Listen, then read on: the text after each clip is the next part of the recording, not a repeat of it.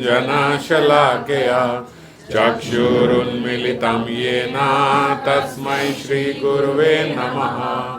श्रीगौराङ्ग नित्यानन्द श्री अद्वैतचन्द्र गदाधर श्रीवासादि गौरभक्तवृन्दा वाञ्छाकल्पतरुभ्यश्च कृपा सिन्धुभ्येव च पतितानां पावनेभ्यो वैष्णवेभ्यो नमो नमः। हरे कृष्णा कृष्णा कृष्णा हरे हरे, हरे राम राम राम हरे हरे।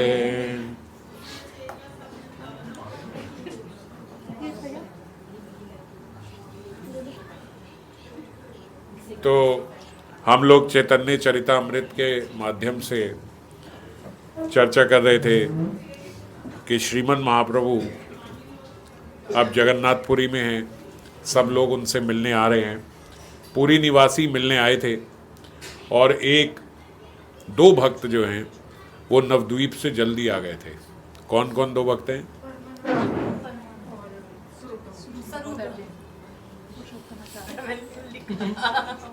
तो स्वरूप दामोदर हालांकि उस समय नवद्वीप में नहीं थे, वाराणसी में थे।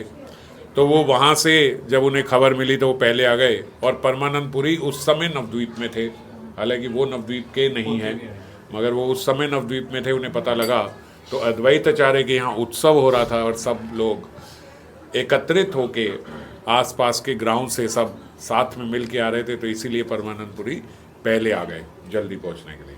और फिर भगवान से ईश्वरपुरी के जो दो सेवक थे, भगवान के गुरु श्री ईश्वरपुरी, उनके दो सेवक गोविंद और काशीश्वर पंडित, वो दो भगवान से आके ईश्वरपुरी जी की आज्ञा से ही उनसे आके मिले और फिर उनके दास बन के रहे। अंत्य लीला में हम देखेंगे गोविंद का, यहाँ आगे मध्य में भी आगे है जिसमें गोविंद का बहुत बड़ा रोल है। गोविंद जो हैं वो सदा भगवान के साथ साथ ही एकदम रहे हैं। और काशीश्वर पंडित, उनको जब हम वो मंदिर जाते थे इत्यादि जाते थे तो वो साथ साथ उनकी संरक्षण के लिए साथ में जाया करते थे। ये हमने चर्चा करी थी। और फिर हमने बंगाल से काफ़ी भक्तों ने आना था, तो वो भक्त जो हैं उनके लिए हम रुक गए थे। अब वहाँ बंगाल से सब लोग चल पड़े हैं, लगभग 200 भक्त हैं जो अद्वैत आचार्य के साथ वहाँ पे चल के बंगाल से जगन्नाथपुरी आ रहे हैं। अगले दिन सार्वभौम भट्टाचार्य जो है उन्होंने श्रीमन महाप्रभु से रिक्वेस्ट करी, परमिशन ली कि अगर आप मुझे आज्ञा दें तो मैं बिना भय के आपसे एक बात करना चाहता हूँ। वो एक बात करना चाह रहे हैं लेकिन भयभीत हो रहे हैं महाप्रभु से। तो इसीलिए जैसे कोई बालक अपने पिता से या शिष्य अपने गुरु से कोई ऐसी बात करने लगे तो वो पहले ही बोलते कि अगर आप नाराज ना होए, अगर आप नाराज ना हो तो मैं आपसे एक बात करना चाहता हूं। तो प्रभु कहा तुम्ही नहीं किछु भय, योग्य हैले करीबा अयोग्य हैल नाय। प्रभु कहे ठीक है, आप बिना भय के कहा तुम्ही नहीं किछु भय, आपको कोई डरने की जरूरत नहीं, आप बात बोलो, लेकिन ये बात समझ लो योग्य हैला करीबे, अगर योग्य होगी, करने लायक होगी तो ही मैं करूंगा, और अयोग्य हैले नाय, और अगर अयोग्य होगी तो फिर मैं नहीं करूंगा। ये गारंटी रख के मत बोलना कि आप जो बोल रहे हो वो मैं करूंगा, पर हाँ बिना भय के आप मेरे से ये बात कर सकते हो। तो सार्वभौम भट्टाचार्य आज बात करना चाहते हैं उनसे राजा प्रताप रुद्र की, कि ए प्रताप रुद्र राय तोमा मिली बारे चाहे। आपसे प्रताप रुद्र जो है, राजा प्रताप रुद्र आपसे मिलना चाहते हैं।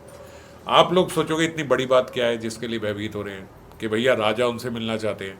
हम लोग आज बोले तो हमें कोई बोले हाँ तो बताओ ना कि राजा मिलना चाहते हैं, तो और सामने वाला भी सकुचा के नहीं बोलेगा, गर्व से बोलेगा। और चलो हम लोग तो गृहस्थ में हैं, आजकल की अवस्था ये है कि अगर कोई संन्यास वेश में भी है, संन्यास परिवेश भी है, तब भी यदि उनको कोई प्राइम मिनिस्टर इत्यादि ये सब मिलना चाहे तो वो गर्वान्वित होते हैं कि भैया हमें सम्मान के लिए राष्ट्रपति ने बुलाया या प्रधानमंत्री ने बुलाया, इस प्रकार का। परंतु श्रीमन महाप्रभु ने ये आज्ञा नहीं दी है सन्यास वेश में। एक बार जब आप सन्यास ले लेते हो तो फिर आपको ये राजनीति में या किसी भी इन्फ्लुएंशियल व्यक्ति से, बड़े व्यक्ति से, माताओं से, इनसे आपको कोई संपर्क नहीं रखना है। और इसके लिए महाप्रभु कितने स्ट्रिक्ट हैं वो इस आख्यान से हम लोगों को पता लगता है। जब उन्होंने ये बात बोली, यही प्रताप रुद्र राय तोमा मिली बारे चाहे, वो बोले करने हस्त दिया प्रभु स्मरे नारायण। अपने कानों में हाथ रख के प्रभु नारायण नारायण बोलने लगे, कान बंद कर लिए, ये बात मुझे सुननी भी नहीं है। सार्वभौम कहा के ना अयोग्य वचन, ये कैसी बातें कर रहे हो सार्वभौम।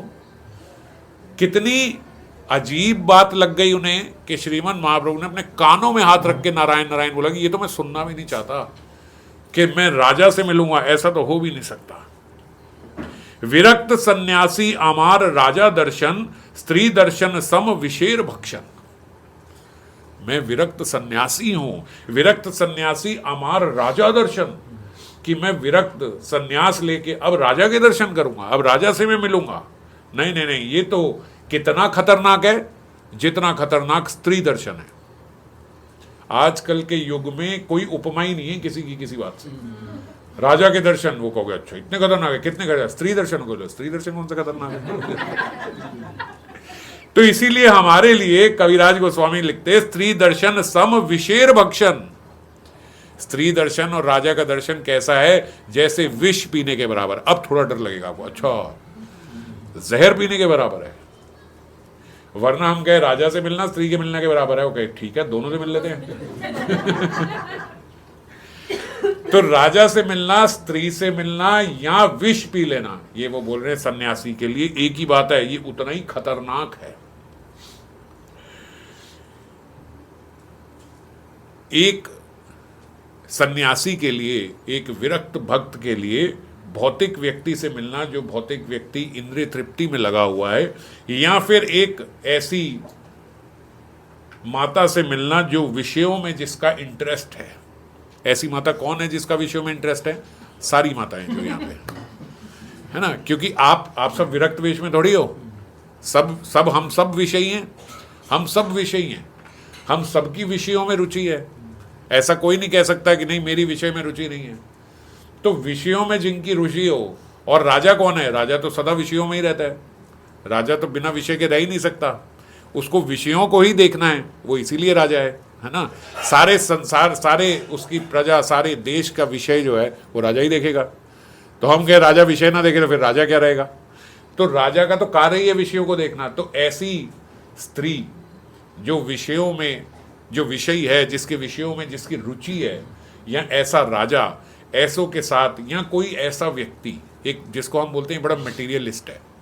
हम बोल देते हैं मटेरियलिस्ट है क्योंकि हमें ये टर्म्स पता है, एक्चुअली हम भी मटेरियलिस्ट ही हैं। स्पिरिचुअल तब समझना चाहिए जब व्यक्ति की लगभग 70% के करीब रुचि जो है वो भगवान में है और केवल 30% यहाँ रह गई है। ऐसा तो कभी होगा नहीं कि अचानक से आज कोई बात सुनी और कल हम विरक्त हो गए। हालांकि ऐसे उदाहरण देखे जाते हैं, लेकिन बड़े ही रेयर, कई करोड़ों में एक ऐसे होते हैं जो पुराने ऋषि महात्मा ही हैं, किसी एक प्रारब्ध के कारण यहाँ आ गए, वो एक कथा बस सुनते हैं और उसके बाद एकदम परिवर्तन आ जाता है। तो ऐसे तो करोड़ों में एक है, होने के लिए एक उदाहरण के लिए एक है, पर ऐसा कोई होता नहीं है। जनरली सब ऐसे ही होते हैं, धीरे धीरे धीरे धीरे। अभी तो 100% विषयों में रुचि है, फिर 90% होती है, फिर 80 होती है, फिर 70 होती है कि 70 विषयों में और 30% भगवान में। अगर हम अपना स्केल नापे तो लगभग सब इसी के आसपास आएंगे कि 70% विषयों में। ये आप कैसे देख सकते हो? आप कैलकुलेट कर लो कि आपके पूरे दिन का कितने % समय जो है वो विषय चिंतन में रहता है और कितने % जो है वो भगवत चिंतन में रहता है। तो आप खुद अंदाज़ा लगा लोगे कि कितने % हमारी रुचि उधर है और कितने % इधर है ना। थोड़ी देर माला कर ली, थोड़ी देर डीटी वर्शिप हो गई, थोड़ी देर गायत्री इत्यादि हो गया, ये सारा मिला के 2-3-4 घंटे हो जाते होंगे। तो 24 में से 4 घंटे ही हुए, है ना, तो भी 1/6 हुआ ये केवल, अगर इतना भी दे देते हैं तो बाकी के 18 घंटे तो हम विषयों में ही हैं।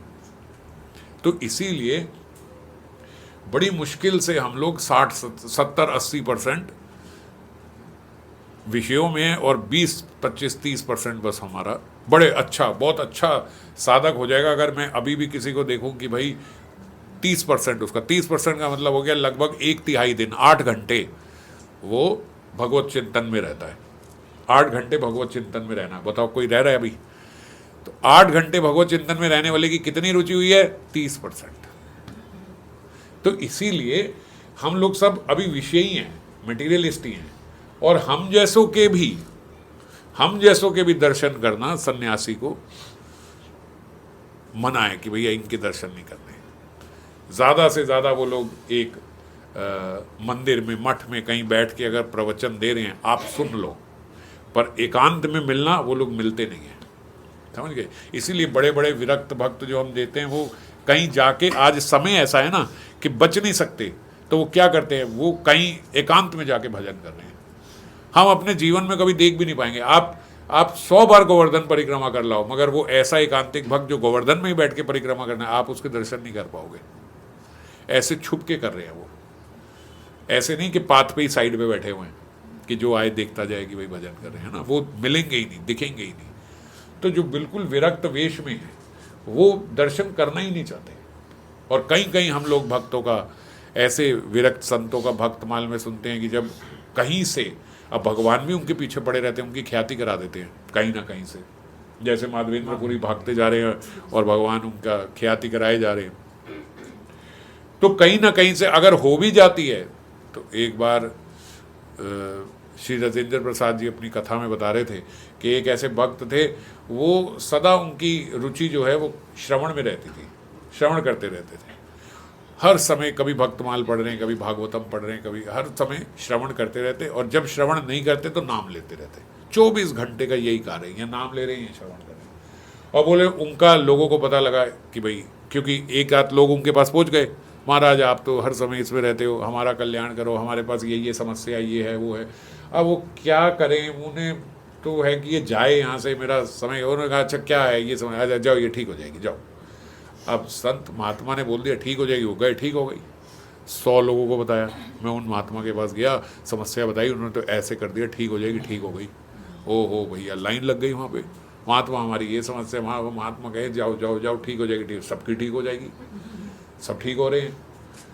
अब महात्मा ने देखा तो गड़बड़ हो गई भाई, ये तो यहाँ लाइन की लाइन लग गई। जगह बदल ली, वहाँ भी लोग पहुँच गए, पता लग जाता भैया ये तो महात्मा है।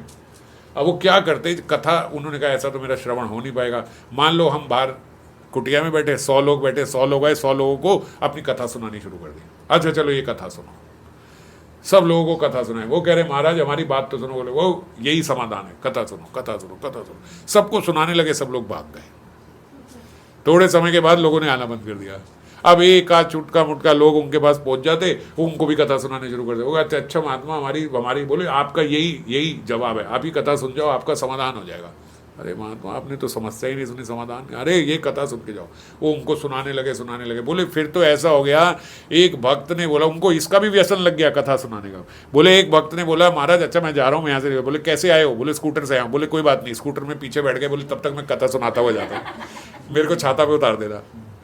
अरे वो ऐसा कथा सुनाने लगे, बोले लोगों ने जाना बंद कर दिया भैया। महाराज खुश हो गए महात्मा कि चलो बड़ी अच्छी बात।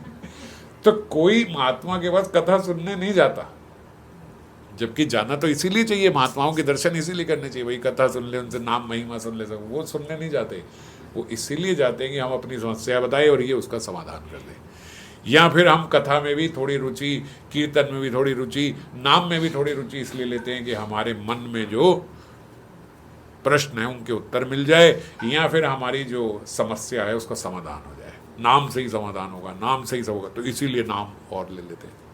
हालांकि हो जाता है इससे, ये बात गलत नहीं है कि इससे होगा, पर अभी भी वो स्थिति नहीं आई प्रेम की, है ना, कि हमारी ऐसी स्थिति हो गई कि भाई हमें नाम लेने में आनंद आ रहा है, नाम में रुचि हो रही है, कथा में रुचि हो रही है।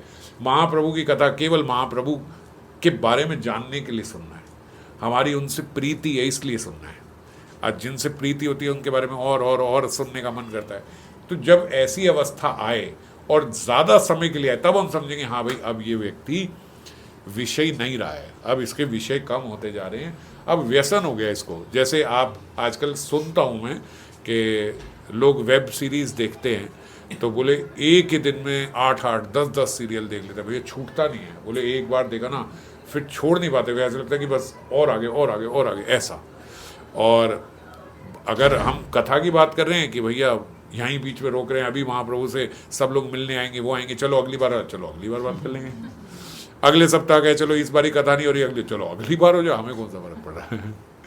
आपको बीच में हम दूसरी कथा ले लेते हैं प्रेम भक्ति चंद्रिका, फिर एक महीने बाद ले लेना, कोई दिक्कत नहीं है।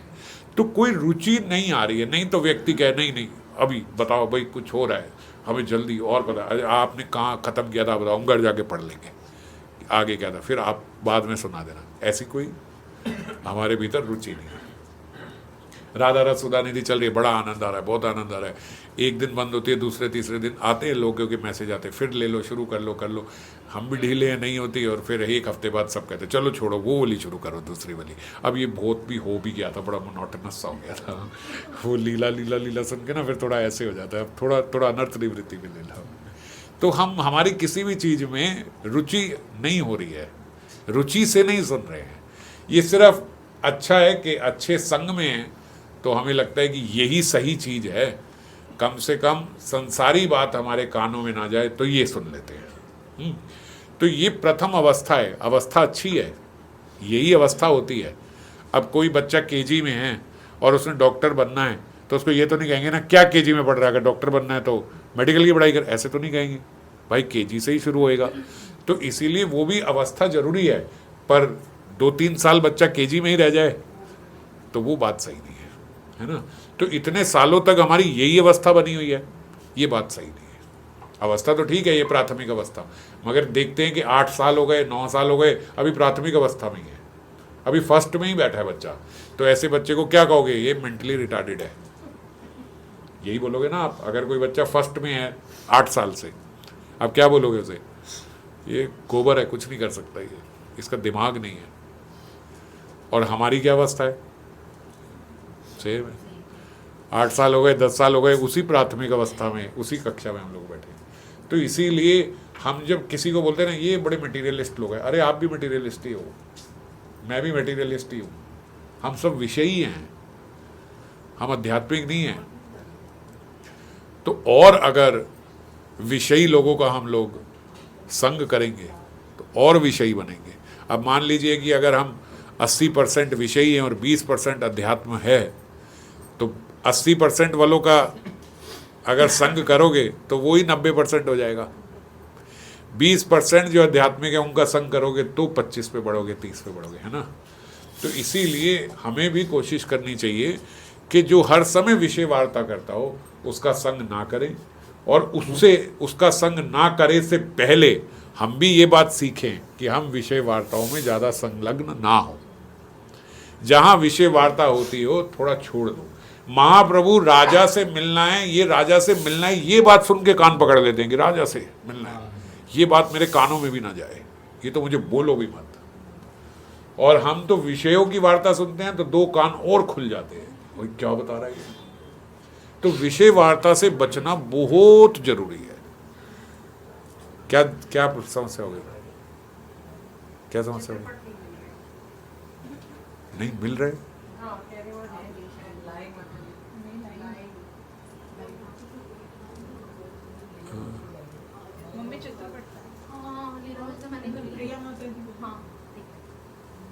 मिल गए मेमोरी में नहीं मिल रहा। तो विषय वार्ता से हमें बचना चाहिए। ज़्यादा से ज़्यादा हम लोग कोशिश करें कि जहाँ कहीं विषय वार्ता होती है वहाँ से हट जाएं।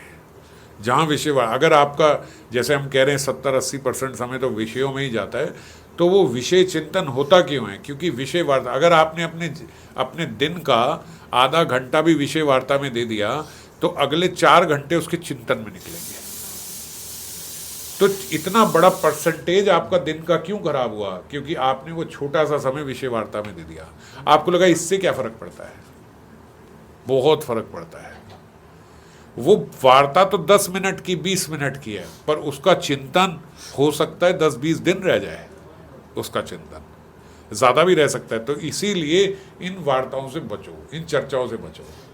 बड़ी हम्बली कहीं पे भी हो रहा हो, भक्त भी आपस में कर रहे हो, भैया ये छोड़ो, ये सब बातें छोड़ो और चर्चा करो कुछ और। अपने मन में भी कोई बात आ रही हो तो भी वो मन से हटा के फिर कोई अध्यात्म, फिर जो हम कथा सुन रहे हैं उसकी चर्चा, कोई गौर कथा की चर्चा सुनना, कुछ और आगे वो मेडिटेट करना शुरू कर दे। जैसे आज के दिन श्रीमन महाप्रभु का प्राकट्य दिवस है, तो आज के दिन माला करें। तो माला में क्या करें? जहाँ हम सब नवद्वीप में गए हुए हैं, जो सची माता का स्थान है, जो जन्म स्थली है, उनका घर जो है, जिसको यहाँ योगपीठ भी बोलते हैं, वहाँ हमने वो देखा भी है जहाँ नीम के वृक्ष के नीचे महाप्रभु का जन्म हुआ। वहाँ सची माता के विग्रह भी हैं, वो उन्हें गोद में लेके। आप उस कमरे को सजाओ स्मरण में, फूलों से उसकी सज्जा करो, आंख बंद करके एक एक फूल उसमें लगाओ, एक एक लड़ी उसमें लगाओ, गुलाबों की लड़ी से पूरा सजाओ, वो वृक्ष में भी फूल लगाओ, सब कुछ करो, सब अच्छे से दीप जलाओ चारों ओर, सब के महाप्रभु का यहाँ जन्म हुआ था, ये महाप्रभु की जन्म स्थली है। अब ये सज्जा करने में ही 16 माला निकल जाती है। मैं बहुत सारे भक्तों को देखता हूँ, ये एक बिल्कुल स्टाइल ही है, एकदम सच मानना, हंसी मजाक के लिए नहीं बोल रहा हूँ, बहुत खराब लगता है। और बहुत लोगों को मैंने देखा है, ये उठाई माला और ये उठाया फोन, चलो माला करने शुरू। ये स्टाइल ही है। मैं जब बोलता हूँ तो हैरानी होती है कि ये क्या कर रहे हो, यही है, चलो भाई अब मेरी बहुत सारी माला रह गई है, चलो, यही माला करने का स्टाइल। जैसे कंपलसरी है कि माला के साथ ये तो लेना ही लेना है, तो क्या करेंगे। ये बहुत गलत है। इसमें क्या हो रहा है, जो आपको लग रहा है ना कि मैं 30% समय माला को दे रहा हूँ या 20% माला को दे रहा हूँ, वो भी नहीं जा रहा माला में। अभी तो हम चर्चा कर रहे थे कि 3-1 घंटे 4 घंटे तो चलो हमारे चले ही जाते हैं, वो भी नहीं जा रहे। आप तो उस समय आपका ध्यान तो अब फोन में चला गया, अगर रील ना देखे ये ना, तो फिर क्या करूं भैया, बहुत सारे हमारे पास, फिर नींद आ जाएगी। नहीं तो सो जाओ भाई, अगर नींद आ जाए सो जाओ।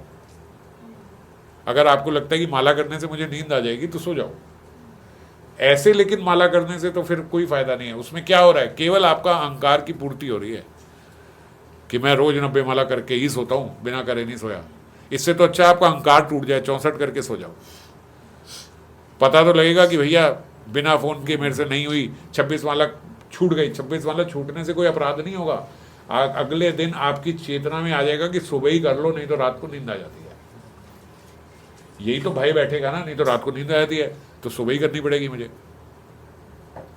क्यों? क्योंकि फोन नहीं उठाना। ये सबसे बड़ी समस्या है हमारे साथ कि जैसे ही माला करने बैठे ऐसे ही उठाए। नहीं, ये बिल्कुल बिल्कुल क्रॉस लगा दो।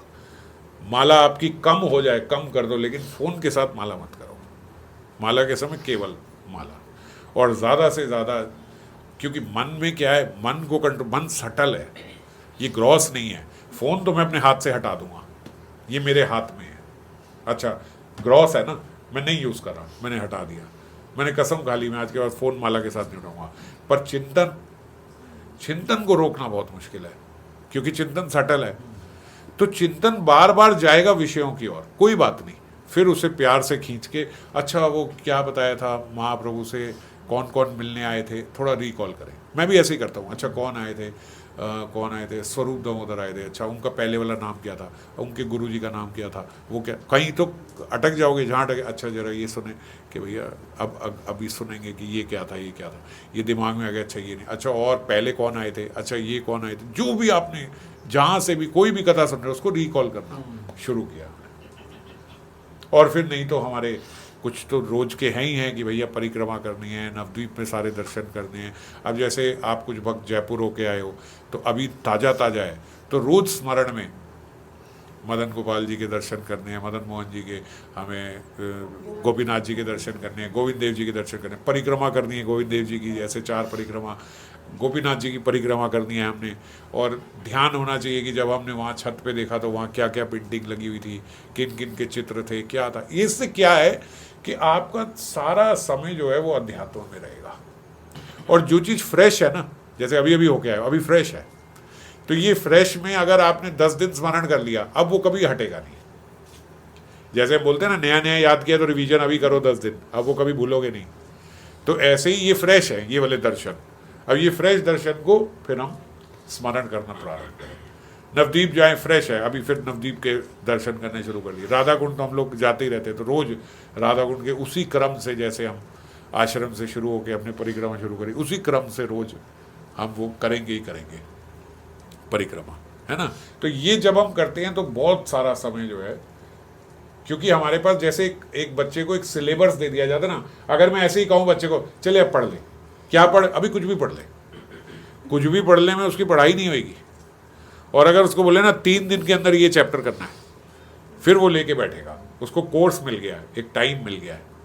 तो ऐसे ही हमारे पास एक कोर्स होना चाहिए रोज। अब ये जो जयपुर में हम लोग दर्शन करके आए, रोज ये दर्शन करने हैं, रोज परिक्रमा करनी है, रोज राधा कुंड की परिक्रमा करनी है, सारे दर्शन करने हैं, रोज मुझे नवद्वीप जाके ये सब दर्शन करने हैं। ये कोर्स है, ये मिस नहीं होना चाहिए। खाना मिस हो जाए मगर ये मिस नहीं होना चाहिए। ये तो क्या है, देखो ये बाबा ने इस पे स्टैंप लगा के दी है कि अगर आप माला के समय ये परिक्रमा करते हो तो आपकी राधा कुंड में रोज हाजिरी लगेगी।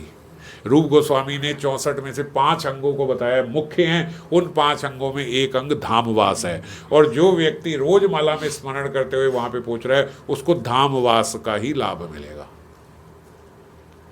धाम में रहने वाला व्यक्ति का चिंतन अगर विषयों में और धाम के बाहर है, और यहां रहने वाला व्यक्ति रोज स्मरण में धाम का चिंतन करता है, तो यहां रहने वाला व्यक्ति का धामवास माना जाएगा, वहां रहने वाले को नहीं माना जाएगा। उसके पास सुकृति है कि वो उस भूमि पे ही बैठा है जहां धाम है, उसको उसका लाभ मिलेगा। मगर जो यहां पे बैठ के स्मरण रोज कर रहा है, उसका रोज धामवास हो रहा है।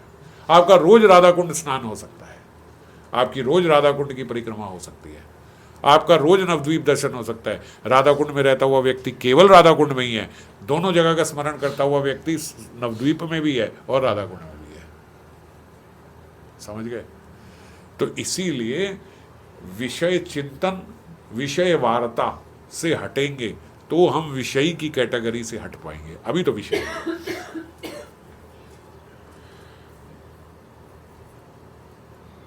और श्रीमद् भागवतम में बताया गया कि ये जो है, ये विषय जो है, ये विषय बोले पूतना है। पूतना कौन थी? बोले ये विषयों की पर्सोनिफिकेशन थी। ये बड़ी लंबी वार्ता है, अभी तो मैं इतनी लंबी नहीं ले रहा वहां की, लेकिन हमने शायद थोड़ी चर्चा पहले करी भी हुई है कि भगवान ने आंख क्यों मूंद ली। सारे असुरों को तो ये चर्चा हमने करी हुई है बहुत लंबी। हाँ, भगवान ने सबको तो देख के मारा, सारे असुरों को, पर पूतना का वध कर दिया, लेकिन आंख नहीं खोली, देखा भी नहीं। क्यों नहीं देखी? क्योंकि बोलते ये विषय है। विषय के लिए भगवान इतने पर्टिकुलर है कि वो तो देखना भी नहीं, ये विषय है, इस विषय को तो देखना, इसको आंख खोल के भी नहीं देखा। तो बोले बड़े अभागी रही पूतना इस मामले में कि भगवान ने आंख खोल के देखा भी नहीं। वो अलग बात है कि भगवान को दुग्ध पिलाने की एक सदगति प्राप्त हुई, मगर इस पे भी लंबी वार्ता और चर्चा है कि आप कहो कि क्या जो माता यशोदा को प्राप्त हुई वो उनको वही मिल गई जो माता यशोदा को मिल गई? ये नहीं है। हाँ, धात्र गति मात्र गति मिल तो गई उन्हें, मगर वो वाली नहीं, वो ब्रज में नहीं, कल्याण हुआ पर ब्रज में नहीं। तो ऐसे तो कहो आप पूतना और यशोदा माता एक बराबर हो गए? नहीं, एक बराबर नहीं है। तो भगवान ने देखा नहीं, आंख नहीं खोली। क्यों नहीं खोली? बोले क्योंकि पूतना विषय है। इसी के लिए यहां महाप्रभु कान पकड़ रहे हैं। वहां वो थी तो असुरी, पर बन के गई जैसे कोई देवकन्या है, ऐसे बन के गई। तो जब कोई भगवान के सामने अपना रूप बदल लेता है, मतलब रूप बदलने का मतलब कि हम हैं तो कुछ और, लेकिन दिखाएं कुछ और अपने आप को। बाहर तो विषय वार्ता कर रहे हैं हम खुद ही मंदिर के बाहर, और मंदिर में घुस के जय हो भगवान, आपकी जय हो, जय हो, जय हो, ये वो सब पता नहीं, इतने हम ऐसे हो जाते हैं कि बस आपके बिना कई कई लोगों के अश्रु भी बहने लग जाते हैं। और 2 मिनट में मंदिर से बाहर आते ही देखो तो वही व्यक्ति जिसका अंदर तो अश्रु बह रहे थे, आप बाहर आके देखो पहचानोगे नहीं, ये वही वाली माता जी हैं कि अंदर क्या थी और एकदम बाहर आती कैसी वार्ता शुरू हो गई। तो समझ गए, अश्रु भी आ जाते हैं पता नहीं कैसे। तो ऐसा जो हम भेष बदल लेते हैं ना एकदम से, जैसे हम देखते हैं कि घर में कुछ और हैं और जैसे ही भक्त आए तो एकदम से वाणी कुछ और हो गई, इतने हम्बल हो गए, घर वाले भी हैरान हो जाते हैं, भाई अभी तो कुछ और थी, एकदम क्या हो गया इसे। बाहर हम किसी और तरीके से बात करते हैं, एक बार मैंने किसी और नंबर से फोन कर लिया, हेलो, मैंने कहा जय राधे माता जी, आज जय राधे जय राधे। मैं भी अब कोशिश करता हूँ अपने नंबर से ही करूँ भाई। ऐसी हेलो, मैं डर गया भैया ये कौन है। तो ऐसा नहीं होना चाहिए, ये दो रूप हमारे नहीं होने चाहिए। एक ही होना चाहिए, यही है। ऐसे ही बात करते हैं, सबसे ऐसे ही बात करते हैं, ऐसा रोना चाहिए भक्तों का, कि जब बात करें, जिससे भी बात करें ऐसे ही बात करें, कोई फर्क नहीं है। ऐसे नहीं, अब लोग ऐसे बोलते हैं कि भैया भक्तों के सामने, ऑफिस में तो फिर रोज ही रहना पड़ता है, फिर ऑफिस वाले लोग, अरे क्या उनके अंदर परमात्मा नहीं है क्या? यह भगवान का निषेध है आपके ऑफिस में घुसना, कि वो वहां नहीं घुस सकते, वहां आप ही को हैंडल करना है, यहाँ तो देख लेंगे भगवान। ये बिल्कुल गलत धारणा है हमारी, कि भौतिक जगत में अगर हम ऐसे रहेंगे ना, लोग बहुत एक्सप्लॉइट कर देंगे। ये गलत बात है आपकी।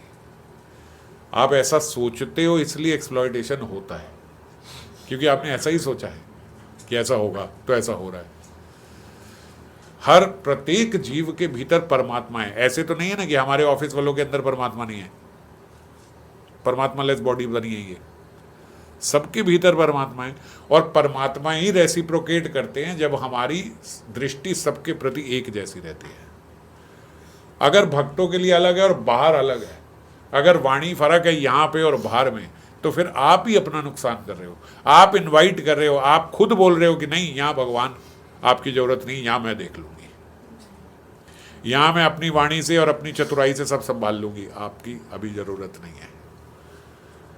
तो फिर भगवान आते नहीं, फिर वो परमात्मा उनके हृदय में हमारे साथ रेसिप्रोकेट करते नहीं, क्योंकि हम वो देख नहीं रहे। नहीं तो जंगली कुत्ता भी आ जाए, जंगली शेर भी आ जाए, सुअर भी आ जाए, वो भी रेसिप्रोकेट करता है, अगर आप समभाव हो तो। मगर हम समभाव नहीं है, हमारी दृष्टि में गलती है। तो इसीलिए पूतना ने पहली गलती ये करे कि भेष बदल के आई, और दूसरी गलती क्या करी कि बोले ब्रजवासियों का जो उत्सव चल रहा था, जो ब्रजवासियों की उपासना चल रही थी, ब्रजवासियों का तो प्रत्येक कर्म उपासना ही है, जो उनका भजन चल रहा है, उपासना चल रही है, उसमें पूतना ने विघ्न डाल दिया।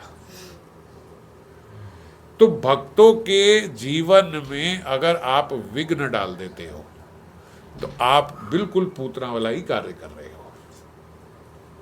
और जो विषय आपके और भजन के बीच में आ रहा है वो पूतना है। दोनों बातें सही है ना?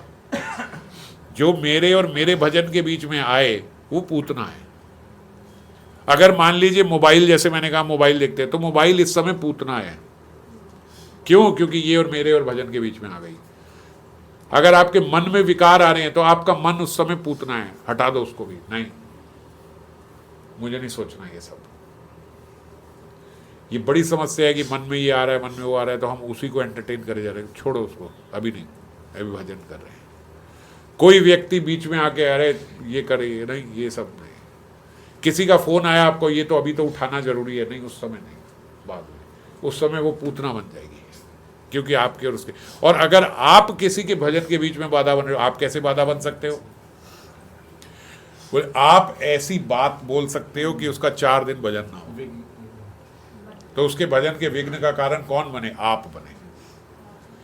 अब आप कहो कि अच्छा, जो मिसकंसेप्शंस हैं मैं वो सारे साथ साथ ले रहा हूं। आप कहो अच्छा, तो भक्तों को उल्टा सीधा नहीं बोलेंगे, पर हमने तो इसको बोला है, वो कौन सा भजन कर रहा है जिसको मैं सुना के आई हूं?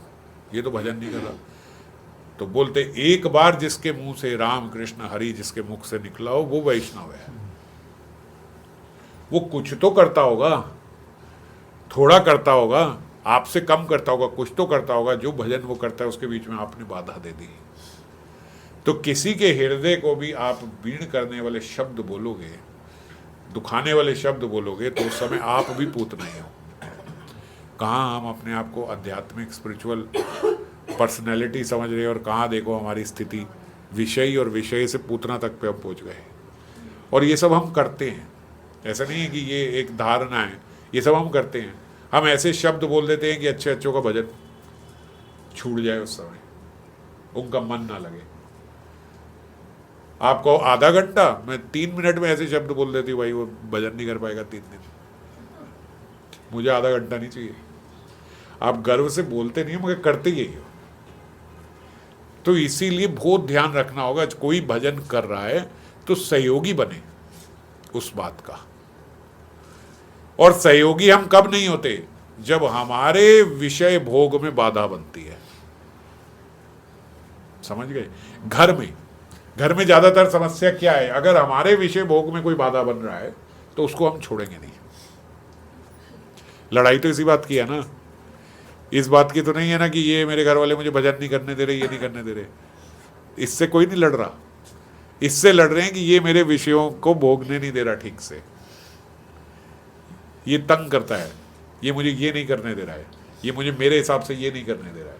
तो इसीलिए हमारे, और बाहर भी हम यही देखे तो यही होता है, हम किस पे क्रोधित हो रहे हैं, किससे गुस्सा आ रहा है? जो मेरे और मेरे विषय भोग के बीच में बाधा बन रहा है, उससे हम लोग गुस्सा है, वही हमें व्यक्ति बुरा लगता है। तो इसीलिए ये समाधान करो अपना। हम पूतना बन जाते हैं उस समय, ऐसे व्यक्ति को भगवान देखना भी नहीं चाहते। फिर आप कहो कि भगवान सदा मेरे साथ हैं, वो तो मुझे देख ही रहे। अरे भगवान तो आंख मूंद लेते हैं ऐसे व्यक्ति के सामने, क्योंकि आप पूतना बन गए हो। अगर आप संरक्षण में रहो, आप विषय भोग छोड़ने को तैयार हो, आप जो है केवल भगवान के शरणागत रहना चाहते हो, फिर भगवान सदा आपके हैं, फिर वो सदा आपके साथ ही हैं। समझ गए? तो भगवान इसीलिए दो बातें भी करते हैं। बोले मैं किसी के साथ पक्षपात नहीं करता, मेरा कोई मित्र नहीं है, मेरा कोई शत्रु नहीं है, मेरा कोई नहीं है। और फिर क्या बोलते हैं? जो भक्त मेरा भजन करता है वो मेरे अंदर है, मैं उसके अंदर हूं। तो विषयी व्यक्ति के लिए पहली बात बोली गई, ना मेरा वो शत्रु है ना मेरा वो मित्र है, भगवत गीता में एक ही श्लोक में। और दूसरी लाइन में बोलते फिर जो मेरा भजन करता है मैं उसके साथ, वो मेरे भीतर है, मैं उसके भीतर हूं। दोनों ही बातें हैं। अब आपको चूज करना है कि आप किस तरफ रहना चाहते हो। अगर हम पूतना सा कार्य करते हैं, हम विषयी बनते हैं, तो फिर हम उधर हो जाते हैं। क्या? ना भगवान कह रहे मेरा कोई नहीं है भैया, न शत्रु न मित्र, कुछ नहीं। आप क्या कर रहे हो? आप अपनी प्रारब्ध भोग रहे हो, आप अपने कर्म करो, वो कर्म आप भोगोगे। कंप्यूटराइज सिस्टम माया का चल रहा है, उसमें भगवान हस्तक्षेप नहीं करते। एक सिस्टम जनरेट कर दिया, उस सिस्टम में आप चले जा रहे हो, भुगते जा रहे हो। आप नर्क जा रहे हो, स्वर्ग जा रहे हो, लीस्ट बॉदर्ड, वो सिस्टम बिल्कुल सही काम कर रहा है। जो आपको नर्क मिल रहा है आपके कर्मों का मिल रहा है, आपको स्वर्ग मिल रहा है आपके कर्मों का मिल रहा है। और जब आप भगवान के शरण में आ जाते हो, जब आप परमात्मा के दर्शन करने लगते हो, भगवान के दर्शन करने लगते हो, भक्तों का सम्मान करने लगते हो, भक्तों के बीच रहने लगते हो, फिर भगवान कह रहे फिर तो ये मेरे हृदय में और मैं इनके हृदय में हूं। फिर कर्म प्रारब्ध सारे भगवान देखते हैं किस समय क्या देना है। खराब भी दे रहे हैं तो भी आगे के भलाई के लिए दे रहे हैं। तो इसीलिए जो संरक्षण में है उसको चिंता करने की जरूरत नहीं है, और जो संरक्षण में नहीं है उसको भी चिंता करने की जरूरत नहीं है। कंप्यूटराइज सिस्टम है, चल रहे हो आप। आपकी चिंता से कुछ बदलने वाला है नहीं, लेकिन भक्त की शरणागति से बहुत कुछ बदल जाएगा। अगर भक्त भगवान को ही देखता है तो कष्ट भी फिर उस समय कम हो जाते हैं, वो कष्ट नहीं लगते, है ना। जैसे एक व्यक्ति, उदाहरण के तौर पे, एक व्यक्ति को एक दिन खाना मिल नहीं रहा है, मतलब उसके पास उतना है ही नहीं कि वो खाना खा सके, इतने पैसे नहीं है उसके पास, इतनी व्यवस्था नहीं है कि वो उस समय आज भोजन कर सके। और दूसरा व्यक्ति निर्जला उपवास रख रहा है, क्यों? क्योंकि आज गौर पूर्णिमा है। अब कष्ट तो दोनों का एक सा ही है, दोनों भूखे रह रहे हैं, मगर जिसको मिल नहीं रहा है उसका कष्ट बहुत बड़ा लगता है उसको, क्योंकि वो खाना चाहता है, उसे मिल नहीं रहा है। और जो व्यक्ति उपवास रख रहा है वो उत्सव मना रहा है, वो खुश हो रहा है। समझ गए? तो यही भेद है विषयी में और भगवान के भक्तों में। जो भगवान का भक्त है उसको कष्ट आया, मगर वो कष्ट जो है वो स्वतः ही ले लेता है कि ठीक है आज तो निर्जला रखेंगे, आज उपवास रखेंगे। अब वो उसको वो कष्ट नहीं लग रहा, वो तो कृपा लग रही है भगवान की कि मैं रख पा रहा हूं, मैं निर्जला रख पा रहा हूं, ये कृपा है भगवान की। और जिस बेचारे को नहीं मिल रहा है वो भगवान की कृपा कैसे देखे, है ना। तो विषयी व्यक्ति वो विषयी व्यक्ति है। भूखे रहने का कष्ट तो भक्त को भी हो रहा होगा, कि आज खाना नहीं है, मगर क्योंकि स्वेच्छा से और एक हायर कॉस्ट से नहीं खा रहा है तो वो उसको उत्सव भी मना रहा है साथ साथ।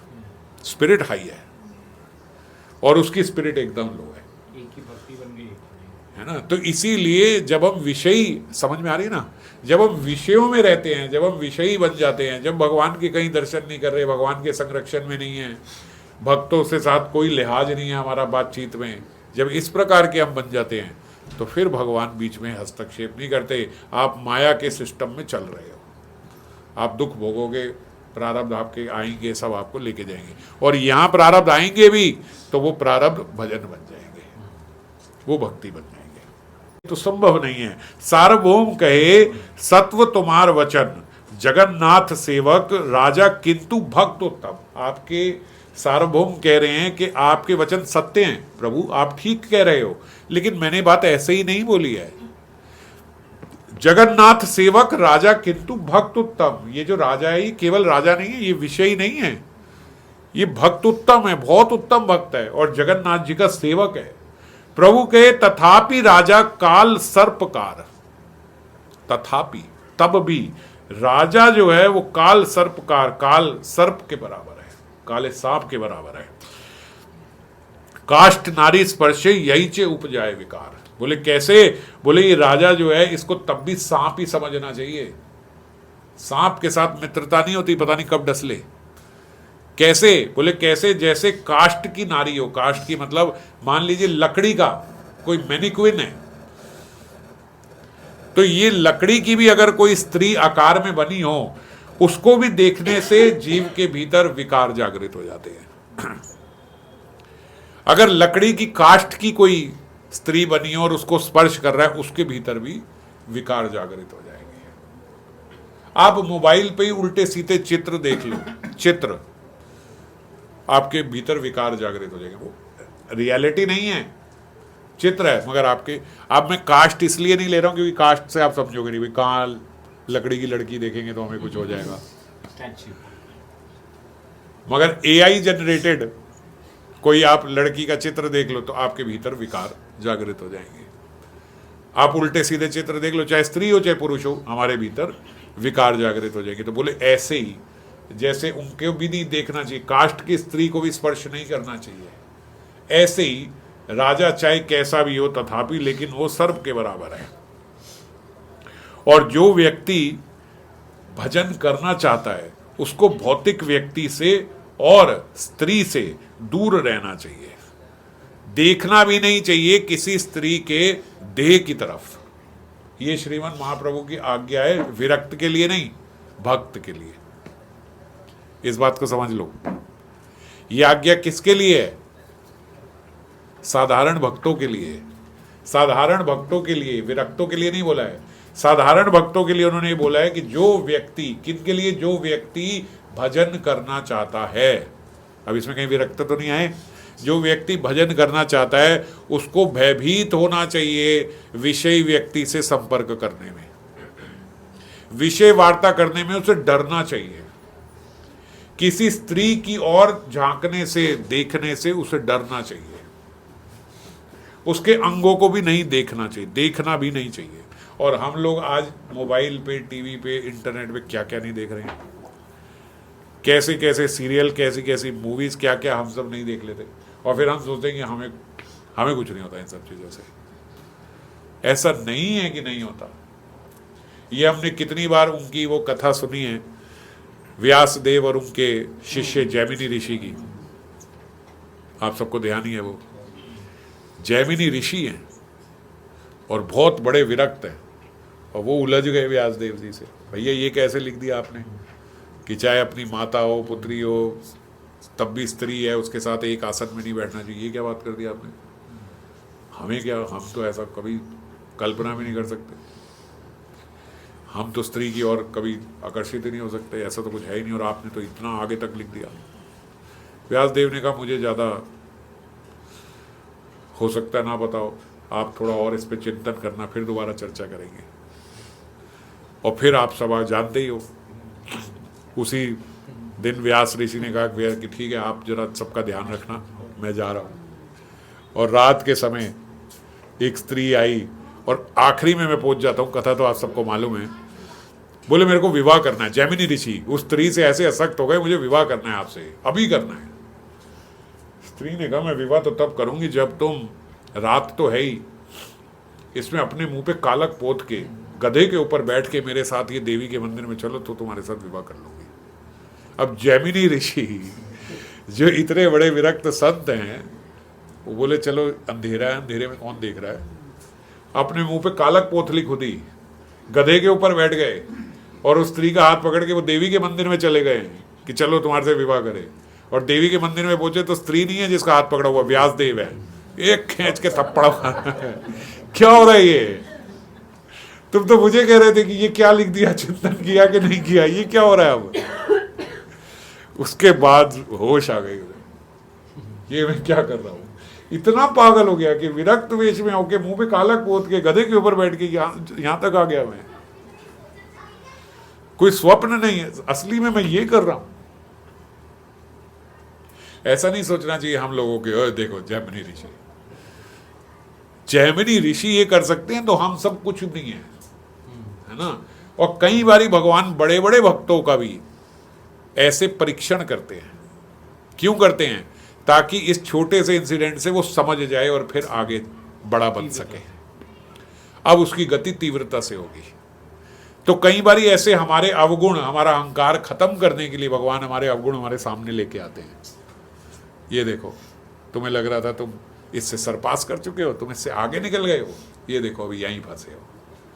तो घबराना नहीं है उससे, समझना है मेरी स्थिति खराब है, दैन्यता से आगे बढ़ना है। ये बात कई महात्माओं ने बोली हुई है कि माया को कभी चैलेंज करके मत निकलना आगे, चाहे किसी भी अवस्था में पहुंच जाओ। आको अब इससे मुझे कुछ नहीं होता। मम माया दुरत्य आया। आप सोचो कि ये इतना बोलते हैं बाहर का खाना, बाहर का खाना, बाहर, हम तो बेफिक्री से खाते, हमें तो कुछ नहीं होता। अब क्या हुआ? खा के आए, कल विकार आ गया हो गया क्या? मन में विकार आ गया हमारे तो नहीं आता ऐसे विकार। कोई भक्त बोले ना नहीं यार नहीं मैं बाहर का नहीं खाता, ऐसे मन खराब होता, क्या हो जाता है एक बार खाने से? हम खा रहे हैं, हो रहा है कुछ नहीं हो रहा। ये जो व्यक्ति हैं इन्हीं का पतन होता है। यही विकार है ये अहंकार है, और ये अहंकार अपने आप में बहुत बड़ा विकार है। और ये अहंकार ही एक दिन लेके डूबेगा। कौन नहीं टूट सकता है? जो दैन्यता है, जिसके भीतर दैन्यता है, उसको तोड़ मरोड़ लो, वो टूटेगा कैसे? वो मुड़ जाएगा। टूटता कौन है? जो अहंकारी व्यक्ति है, जिसको आप मोड़ नहीं सकते, पट टूट जाएगा वो। तो इसीलिए ये गर्व की बात नहीं है।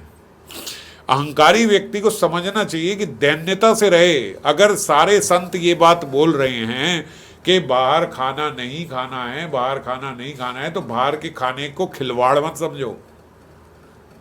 नहीं जी मेरा मन तो फिर खराब हो जाता है, फिर मैं जितना भजन कर रही हूं ना, फिर मेरे से इतना भी भजन नहीं होता अगर मैं बाहर खाना ना खाऊं तो मैं तो उससे भी जाऊंगी, तो इतना भजन करती रहूं इसलिए मेरे को बाहर का खाना चाहिए। अगर ऐसा होता तो यार संत महात्मा बोल जाते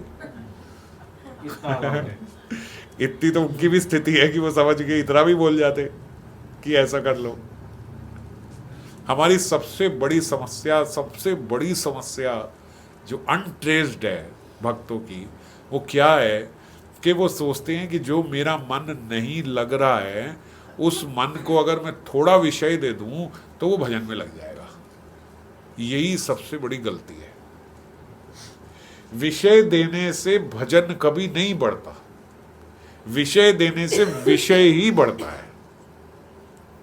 हम सोचते हैं कि ये नहीं हो रहा, ये नहीं हो रहा, चलो थोड़ा बाहर घूम आए, चलो आज एक दिन आउटिंग कराएं, चलो ये वेकेशन मनाएं, तो फिर ठीक से भजन में मन लगेगा। नहीं, जा रहे हो ना तो ये बात समझ के जाओ कि ये मेरा विकार है जो मैं जा रही हूं, इससे भजन बढ़ेगा, ये नहीं होने वाला है।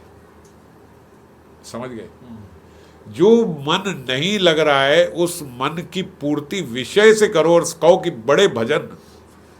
अरे ऐसा कभी नहीं हो सकता। आपको सुनने में नहीं अजीब लग रहा? ऐसा कभी हो सकता है कि जो मेरा मन नहीं लग रहा है उस मन को मैं विषय दूं तो फिर वो कल मन कहेगा चल भजन में लगते हैं आप? ऐसे कभी हो सकता है? ऐसा कभी नहीं हो सकता है। आप कहो कि चलो भाई, चलो यहाँ ये कराएं, चलो वहाँ वो कराएं, चलो आज मूवी देखा है, यहाँ देखा है, फिर आके ठीक से मेडिटेट कर लेंगे, फिर मेडिटेशन होगी? बिल्कुल नहीं हो सकती। जो हो रही थी वो भी रुक जाएगी। तो इसीलिए जो भी हमारे जीवन में, और एक बात और समझो, अब ये कंटेक्स्ट में है, शायद इसके कंटेक्स्ट में नहीं है, लेकिन इस बात के कंटेक्स्ट में इसलिए समझा दूं, आप सबके जीवन से बड़ा रिलेटेड है कि अगर कोई समय हमारे कष्ट का आया है ना, कि सब ऐसा जो मैं सोच रही हूँ उससे उल्टा ही चल रहा है, जो हम कह रहे हैं वो नहीं हो रहा है, सब ऐसा होता है ना, कई बार ऐसी अवस्था आ जाती है, थोड़ी विपरीत अवस्था चल रही है कि जो मैं सोच रही हूँ वो नहीं हो रहा है, और जो उल्टा हो सकता है वो हो रहा है, कुछ सीधा अब हो ही नहीं रहा है। ऐसा सबके जीवन में आता है, बोलते हैं कि कुछ ठीक हो ही नहीं रहा है, सब खराब हुए जा रहा है। अगर ये समय आया है, मैं लॉजिकली आपको ये बात बता रहा हूँ, आप सब मानोगे, अगर ये समय आया है तो मेरे खराब प्रारब्ध से ही आया है, मेरे खराब कर्म, मेरे खराब स्वभाव, मेरे खराब प्रारब्ध इन्हीं से आया है, कोई और तो लेके नहीं आया ना, मेरे ही प्रारब्ध है। तो इस प्रारब्ध को खत्म करने के लिए क्या करना पड़ेगा? उस समय बिल्कुल सुलझ जाओ, बिल्कुल सुलझ जाओ। जो थोड़ा भी आप विषय भोग कर रहे हो ना, वो भी छोड़ दो, बिल्कुल छोड़ दो उस समय के लिए। देखो, अगर एक गिलास लो, उसमें एक कालक गिर गई, कुछ काला गिर गया, आप उसको निकाल नहीं सक रहे हो, आपके बस में नहीं है, तो क्या करेंगे हम? अच्छा साफ पानी उसमें डालते जाएं, जो भी होगी वो अपने आप ऊपर निकल के चला जाएगा और साफ पानी रह जाएगा। ये बात सही है कि नहीं? तो जब हम अपने प्रारब्ध, खराब प्रारब्धों को भोग रहे हैं, हमारा कोई समय ऐसा आ गया है कि भैया, ये कोई एस्ट्रोलॉजर भी कह देता है भैया आपका तो ये 1 साल खराब है, आपका ये 6 महीने खराब है, ये खराब हो, उस समय और सावधान हो जाओगे, अब तो बिल्कुल विषय भोग नहीं करना। तो क्या होगा? वो स्पैन बड़ा कम हो जाएगा। आज की डेट में कैदी भी अगर जेल के अंदर बंद होता है और उसका व्यवहार अच्छा होता है, तो हमारे संविधान में ये लिखा गया है कि अगर व्यवहार अच्छा है तो उसकी सजा कम करके निकाल दो उसको। आपको मालूम है ये बात?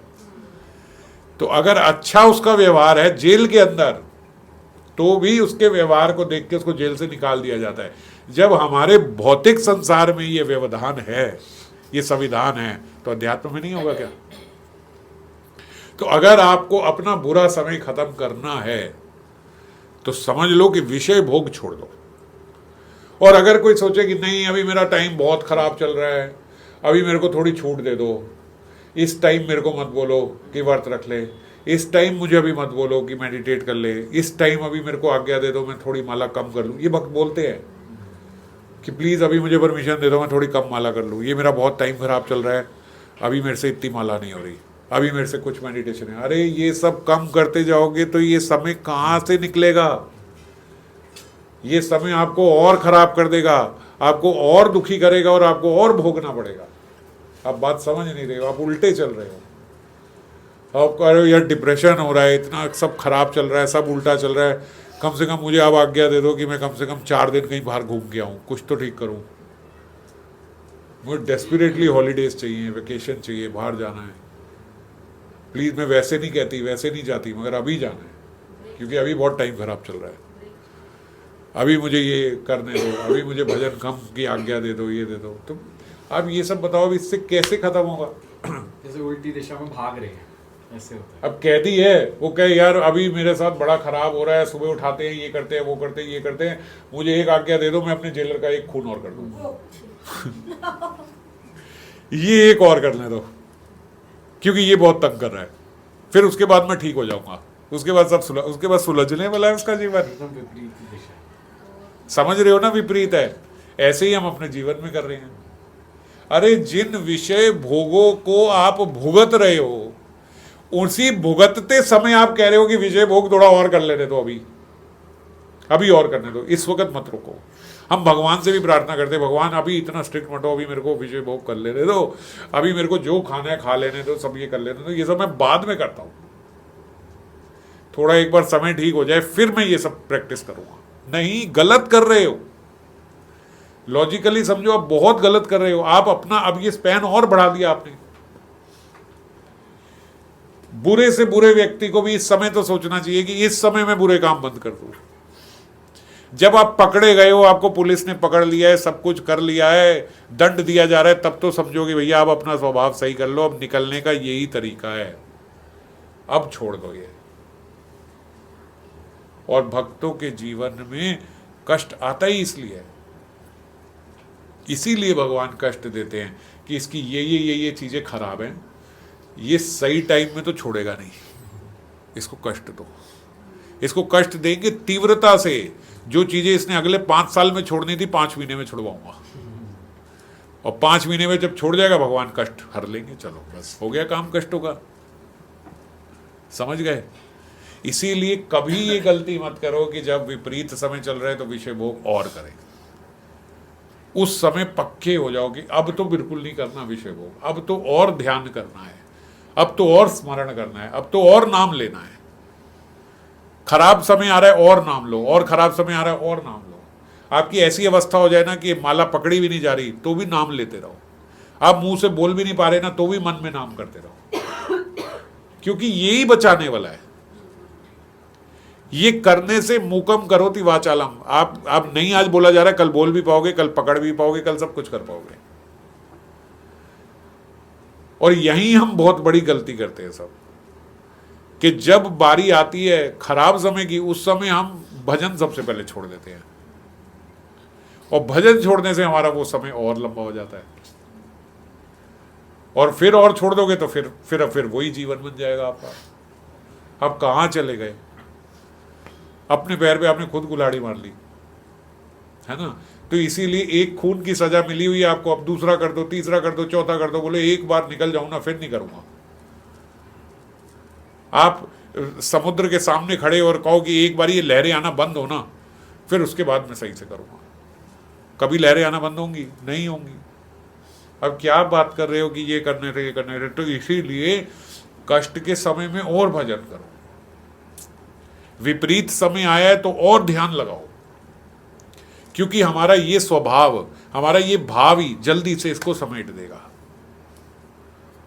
पता नहीं, हो सकता है 4-5 साल का प्रारब्ध हो, 5-6 महीने में खत्म हो जाएगा, क्योंकि आप उससे सीख गए। चाहे जेल का कैदी हो या घर का बालक हो, बच्चा हो, उसको भी अगर सजा दी जाती है और वो कहता है नहीं अब मैं बिल्कुल कुछ नहीं करूंगा, मैं कोई गलत काम नहीं करूंगा, मैं ये भी नहीं करूंगा, ये भी नहीं करूंगा, ये भी नहीं करूंगा, माता पिता क्या कहते हैं, फिर ठीक है, चलो इसको जो जो रिस्ट्रिक्शन लगाई थी सब दे दो, अब कह रहा है ये नहीं करेगा। ऐसा ही होता है ना। तो कहीं से भी देख लो, चाहे कैदी की पोजीशन देख लो या बालक की, आप भगवान के, चाहे माया के सिस्टम में चल रहे हो या भगवान के संरक्षण में, जो तरीका यही है। आपको बचना है तो आपको सही होना पड़ेगा। तो इसीलिए ऐसे समय में अपने मन को इधर उधर मत भागने दो, ऐसे समय में मन को और भजन में लगाओ, तुरंत वो काल आपका खत्म हो जाएगा। तो यहां पे ये इतना इंस्टेंस ले लेते हैं जो प्रताप रुद्र की भट्टाचार्य जी चर्चा कर रहे हैं।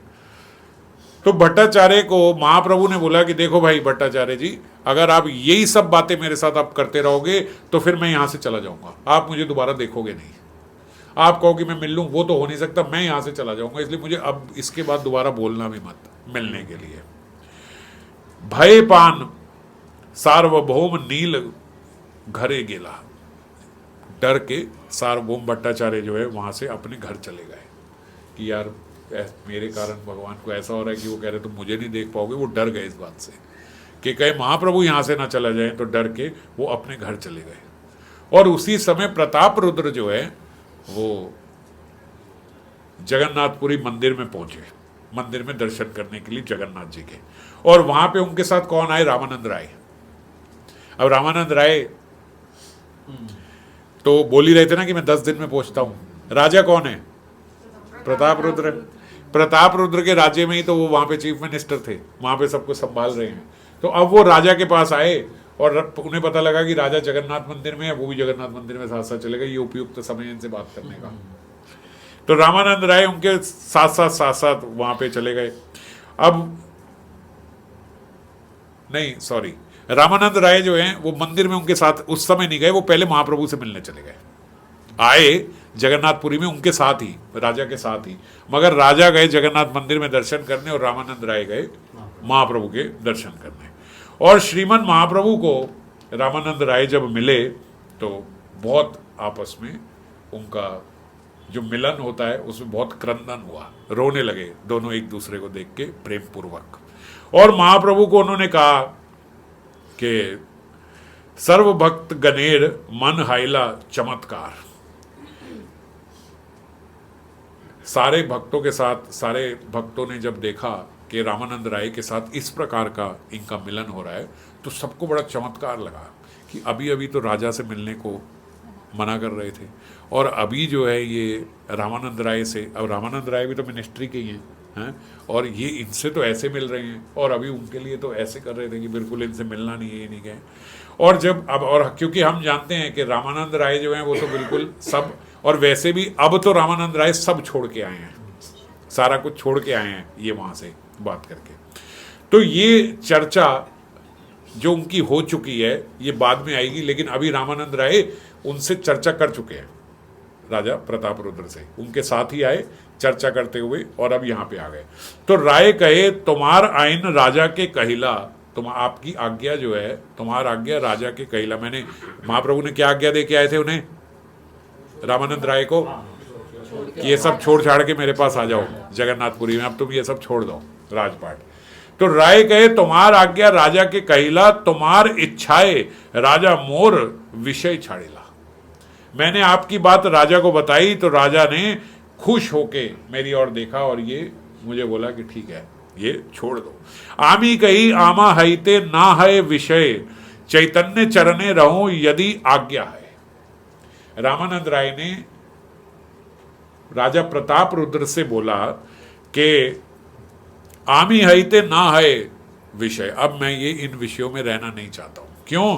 क्योंकि महाप्रभु की भी मुझे आज्ञा हुई है, मैं उन्हीं के चरणों में रह के उनकी सेवा करना चाहता हूं। तुम्हार नाम सुनी राजा आनंदित हईला। ये अब रामानंद राय किनको बता रहे हैं? महाप्रभु को। अभी प्रताप रुद्र के लिए वो ऐसे थे कि मुझे सुनना नहीं है, और बाई चांस अब रामानंद राय उन्हीं से मिलके आके प्रताप रुद्र की बातें बता रहे। सार्वभौमट्टाचार्य जो है वो भी चले गए हैं उनकी बात बोल के, और रामानंद राय आए और रामानंद आके वही बात बोल रहे हैं, और अब वो बात अलग तरीके से बोल रहे हैं, उन्हें तो पता नहीं है कि पहले क्या बात हुई है। और वो बोल रहे तुम्हार नाम सुनी राजा आनंदित हईला। जैसे ही मैंने आपका नाम लिया राजा प्रताप रुद्र बहुत आनंद में आ गए। आसन हईते उठी मोर आलिंगन कैला। उनका मिनिस्टर बोल रहा है कि मैं अब इस विषयों में नहीं रहूंगा, मैं तो महाप्रभु के चरणों में रहूंगा, मुझे रिटायर कर दो, मैं जा रहा हूं। और ये बात सुन के जनरली राजा जो है क्रोधित हो जाते हैं, भाई ये क्या बात कर रहा है ना। आपके घर की मेड कहे भैया मैं उठ के जा रही हूं, मैं आपके घर काम नहीं करूंगी, अब बाय बाय, आप इसी में क्रोधित हो जाते हो। अभी क्या कर रही है, कौन करेगा ये सारा काम। और वो क्या कर रहे हैं, वो आनंदित हईला, और आनंदित हईले हईले वो आसन से उठ के उनको आलिंगन कइला। रामानंद राय को गले लगा लिया उन्होंने राजा प्रताप रुद्र ने। तुम्हार नाम सुनी हईला महाप्रेम अवश्य, महाप्रेम वेशा। रामानंद राय कह रहे हैं आपका नाम सुन के तो उनके भीतर प्रेमावेश आ गया राजा प्रताप रुद्र के। मोर हाथे धारी करे प्रीति विशेषा, और उन्होंने मेरा हाथ पकड़ के मेरे से बहुत प्रीति करी, जैसे किसी का हाथ ऐसे सहलाते हैं ना कि यार कितना खुशनसीब है तू। और बोले जब उन्होंने मेरा हाथ पकड़ा तो उनके भीतर प्रेमावेश हो गया। प्रेमावेश समझते हो, विकार आने लगे उनके भीतर, रोंगटे खड़े हो गए उनके, अश्रुधारा बहने लगी राजा प्रताप रुद्र की जब उन्होंने ये बात सुनी कि मैं आपके चरणों में रहूंगा। तुम्हार ये बर्तन तुम्ही कहो सही बर्तन, तुम्हार निश्चिंत है ना भजन चैतन्य चरण। और बोला निश्चिंत रह के तुम जाओ और उनके चैतन्य महाप्रभु के चरणों में भजन करो। आमी छाड़ योग्य नहीं तार दर्शने, तारे यही भजे तार सफल जीवने। राजा प्रताप रुद्र ने बड़ा हम्बली कहा कि मैं बहुत गिरा हुआ हूं, मुझे तो उन्होंने छोड़ दिया है, मुझे लगा मुझे वो सही नहीं समझते, मुझे वो मिलने के लायक नहीं समझते, पर जो उनके पास जा पा रहा है उसका जीवन तो सफल है। तार यही भजे तार सफल जीवन है, तुम्हारा तो जीवन सफल हो गया। और आगे पहले क्या बोलते हैं, आमी छाड़, मुझे तो छोड़ दिया है, मुझे वो इस योग्य नहीं समझते, और तुम्हारे दर्शन कर रहे हैं, दर्शन दे रहे हैं, और लेकिन मुझे आज्ञा नहीं मिली उनके दर्शन करने का। परम कृपालु ते वजेंद्र नंदन, वो परम कृपालु है। वो कौन है? बोले वो साक्षात कृष्ण है। ये कौन बोल रहे हैं? राजा प्रताप रुद्र। बोल रहे वो तो साक्षात कृष्ण है, वो तो ब्रजेंद्र नंदन है। कौन जन्मे मोर अवश्य दीबेन दर्शन, किसी जन्म में तो मुझे भी दर्शन देंगे। आज नहीं दे रहे हैं पर किसी जन्म में मुझे भी तो उनके दर्शन होंगे। आप जाओ, आपको हो रहे हैं, आप बहुत भाग्यशाली हो, आप जाओ। रामानंद राय ने कहा, हे भगवान मेरे भीतर, रामानंद राय महाप्रभु से कह रहे हैं, हे भगवान मेरे भीतर तो 1/100वां हिस्सा भी वो प्रेम नहीं है जो राजा प्रताप रुद्र के अंदर आपके लिए है। मैंने आज उनका जो प्रेम देखा है, जिस प्रकार उन्होंने मुझे आपके लिए भेजा, ऐसा प्रेम तो शायद मेरे अंदर भी नहीं है, आपके अंदर। प्रभु कहे तुम ही कृष्ण भक्त प्रधान, तुमा के ये प्रीति करे से ही भाग्यवान। अब महाप्रभु का हृदय पलट गया।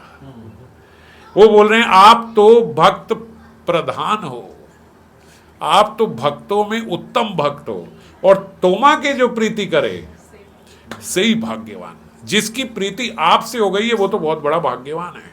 अब महाप्रभु को यहां पे मन राजा प्रताप अब पलट गया है, समझ रहे हो? बोल नहीं रहे हैं मगर उनके हृदय में अब प्रताप रुद्र आ गए हैं।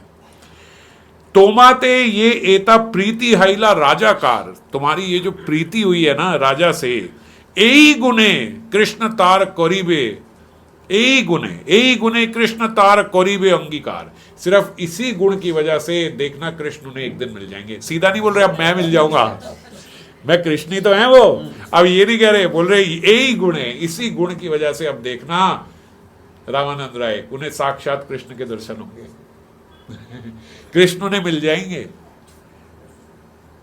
कई गुणे के भक्तों से उनकी जो तोमाते ये एता प्रीति हैला राजार, तुम्हारे से उनकी जो प्रीति हो गई है, यही गुण है। और अगर हमारे भक्तों से ही किसी भक्त से द्वेष हो गया तो यही दोष है, तुम्हें कभी भगवत प्राप्ति नहीं होगी। यही दोष है। कृष्ण आंख मूंद लेंगे। भक्तों को कटु वचन बोल दिए, भक्तों से द्वेष हो गया, भक्तों पे क्रोध आ गया, भक्तों के प्रति अपराध हो गया, यही दोष है। समय चला गया, अभी थोड़ा और आगे बताओ। तो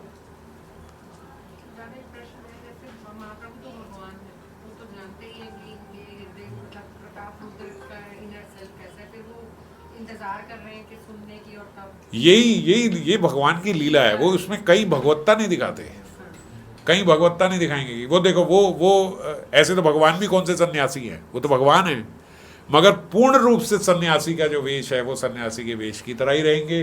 राजा से नहीं मिलना है, उन्होंने यही दिखाया।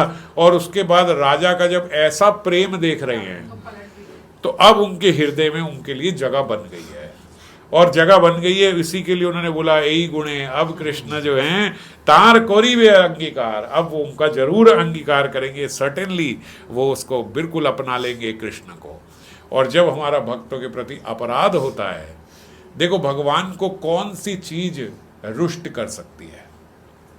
हालांकि ऐसे बहुत से बातें हैं जो भगवान को रुष्ट कर सकती हैं, मगर एक बात जो भगवान को एकदम हमसे दूर कर देती है, एकदम, अगर आपको तुरंत भगवान से दूर भागना है, आप भक्त अपराध कर दो। अगर आपसे भक्त अपराध हो गया, भगवान एकदम दूर हो जाते हैं, उसके पास नहीं आते।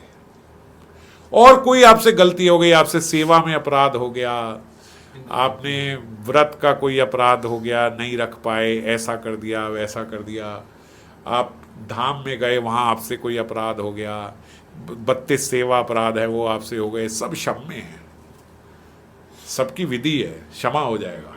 पर अगर आपसे भक्त अपराध हो गया, ये बड़ी बात हो गई। एक हम महात्मा की सुनते हैं, हालांकि मैंने भी कई बार बोला है कि रूप गोस्वामी से ऐसा अपराध हुआ, ऐसा लीला हुई कि भाई, लेकिन कहीं बोलते हैं वो रूप गोस्वामी नहीं जीव गोस्वामी थे, तो कई बोलते हैं ना रूप गोस्वामी थे ना जीव गोस्वामी थे, वो तो कोई ऐसे ही किसी भक्त की कथा है, वो रूप और जीव गोस्वामी की नहीं है। तो इसीलिए मैं नाम नहीं ले रहा, लेकिन जो भी संत थे, जो महात्मा थे, उनसे क्या अपराध हुआ कि वो लीला में उनका प्रवेश था। रज लगा के वो लीला में लीला चिंतन किया करते थे, और लीला चिंतन कर रहे थे। लीला चिंतन में वो भगवान की मान लीला का चिंतन कर रहे थे। क्या लीला का चिंतन कर रहे थे? बोले उनके भीतर, उनके हृदय में लीला चल रही है कि राधा कृष्ण दोनों बैठे हुए हैं, और राधा कृष्ण बैठे बैठे आज जो हैं किशोरी जी, श्री जी, राधा जी जो हैं वो श्याम सुंदर को बोलती है, श्याम सुंदर मैं हमेशा मान करती हूं, आप कभी मान नहीं करते, आज आप मान कर लो, आप मान करो, मैं आपको मनाऊंगी। श्याम सुंदर बोलते ना भाई, हमें ना बोलो ये सब करने को, किशोरी जी आप करो, आप पे जचता है, आप मान किया करो, आप हमको ना बोलो मान करने को। बोले नहीं नहीं नहीं, आप मान करो। श्याम सुंदर बोले किशोरी जी हमारे को ना बोलो, आप करो, ये आप ही ठीक लगता है आप पे। किशोरी जी बोली देखो मैं करती हूँ, आप कितने समय बाद मेरा मान भंग कर पाते हो, क्या क्या करते हो। किशोरी जी बोली मुझे देखना मैं कितनी जल्दी आपका मान भंग करती हूँ, आप सीख जाओगे श्याम जी। तो आप जो है आज आप मान कर लो। अब मान लीला देखो ऐसे ही होती है, कोई बात तो है नहीं। श्याम जी बोले हमें ना बोलो, आप कर लो। बोले हम नहीं करेंगे, आप कर लो। तो किशोरी जी बोल रही श्याम जी कर लो, तो कह रहे देख लो, फिर कह रहे पक्का आप करो। अब ये उन भक्त के स्मरण में लीला चल रही, कहीं लिखी नहीं भाई है, तो कहीं हुई नहीं, उनके स्मरण में हो रही है। आप कर लो। श्याम जी ने बोला कि भाई देख लो, हाँ हाँ पक्का, देख लो फिर मैं कर लूँ, हाँ हाँ पक्का कर लो, देखना। किशोरी जी ने सोचा मैं तो चुटकी में इनको बना लूंगी, इनको बनाना कौन सी दूर की बात है। श्याम जी ने बोला ठीक है, फिर अब हम मान में जा रहे हैं। बोले हाँ ठीक है, ठीक है। बोले ठीक है, हो गया। मुंह मोड़ के बैठ गए श्याम जी। अब हमने किशोरी जी की तो मान लीला कई बार ही देखी पढ़ी सुनी है। अब श्याम जी मान में चले गए, श्याम जी मान में चले गए। किशोरी जी ने तो पहले तो उनको गले में गलबैयाँ डाल ली, हार डाल लिया, ये करा वो करा, उनके चरण छू लिए, सब करा। श्याम जी मान में ही है, वो मान भंग नहीं हो रहा।